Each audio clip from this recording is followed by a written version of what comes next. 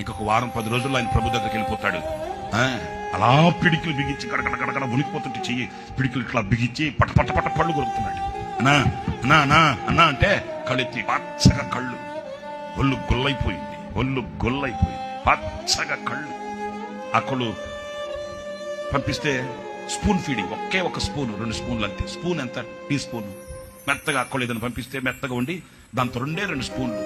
ఆ 2 స్పూన్లు తినే దైవజనుడు ప్రభు కొరకు వెలిగిన తారది. ఆ 2 స్పూన్లు తిన్న వ్యక్తి పిడికిలు బిగించి పళ్ళు పట కొరికి అంటాడు, ప్రభు నన్ను ఒక్కసారి మరలా ఒక అవకాశం ఇస్తే భారతదేశాన్ని ఒక ఊపు నేను అనేది ఆయన ఘనత కొరకు కాదే, ఆయన ఘనతను ఆశించేవాడైతే ఆయనకి దేవుడి ఈ పరిచర్యను బట్టి అతిశయించేవాడు. ఇంకా నేను ఎందుకు కష్టపడాలి, ఇంకెందుకు నేను శ్రమ పడాలి, ఇంకెందుకు నేను ఆహార విషయం తిరగాలి, నాకు ఇంత ఎస్టాబ్లిషన్, ఇంత విస్తరణ